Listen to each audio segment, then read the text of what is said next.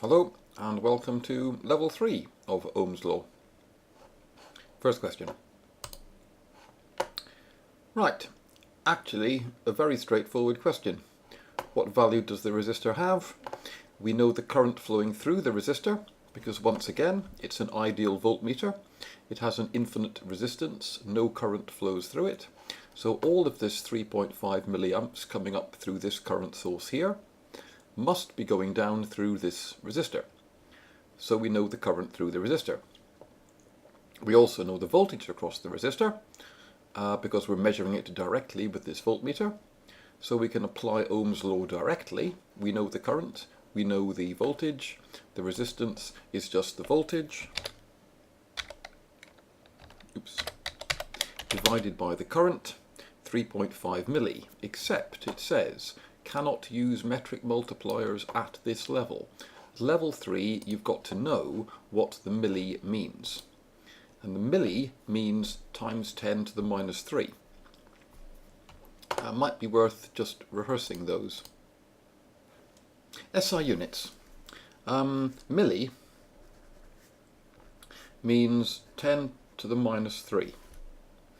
The one below that is micro, which we often type as a U because it's hard to find a micro on a keyboard, and that is 10 to the minus 6 or 1 millionth. Below micro is nano, that's 10 to the minus 9. Below nano is pico, that's 10 to the minus 12. You may occasionally come across femto, that's a small f, that means 10 to the minus 15. Not common, and you're very unlikely to come across atto, which is the one below femto, that means 10 to the minus 18. That is so small that it's very unusual in electronics. Femto, though, you might come across, certainly these other four you will. On the other side of things, K, kilo, is 10 to the power of 3, or 1,000. Mega is 10 to the power of 6, or a million. Giga, capital G, is 10 to the power of 9, or a billion. There is another one, actually there are several bigger ones, but the one above giga is tera, and that's 10 to the 12. You're not very likely to come across tera either. But all of the others, from giga all the way down to femto, you are likely to come across at times. Femto not so often, but all of the others here, certainly you're likely to come across those quite often, and it's worth knowing them. Anyway, back to the problem. 3.5 milliamps is therefore 3.5 divided by 1000 amps, or 3.5 thousandths of an amp.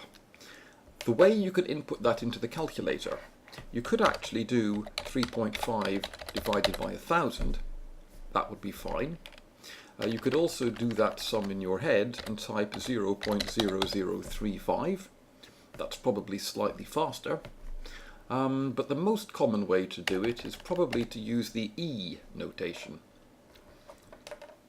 and write 3.5 e to the minus 3. E to the minus 3 is just a shorthand way of writing 3.5 times 10 to the power of minus 3. Means the same thing. 3.5 e to the minus 3 and that are identical. It's just quicker to write, and it's a very common way to write it. So that will give us the right answer in this case, or at least close enough to be within the accuracy of the voltmeter.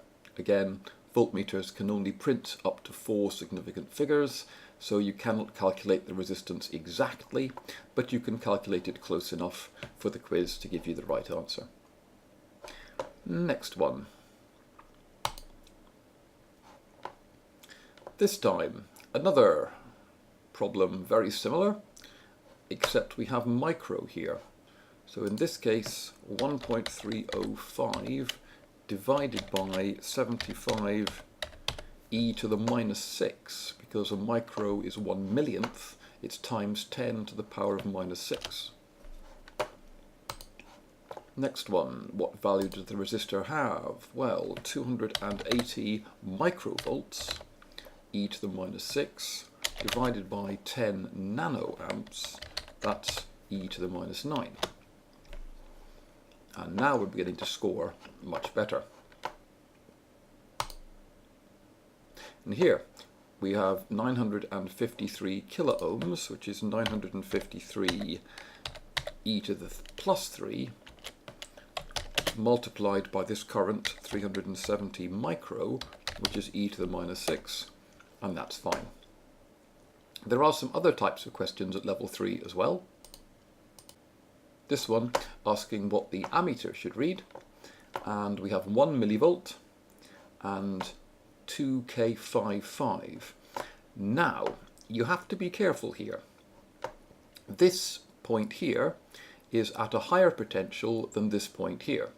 The voltage cell is this way round, the longer lead is the positive one. Standard electronic convention, the longer lead is positive.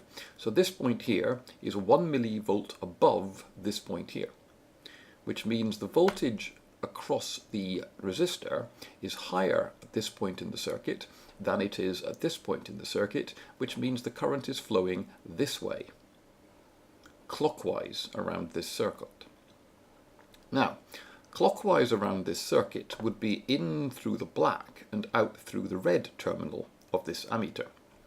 But ammeters measure positive currents in through the red and out through the black. This current is going in through the black and coming out through the red. That's the opposite direction. So the ammeter is going to register this as a negative current.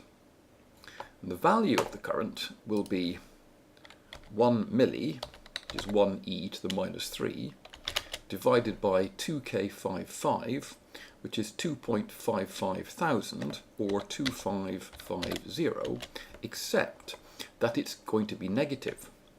So I multiply it by minus 1. And if I forgot to multiply it by minus 1, I'd get it wrong. Watch out for that.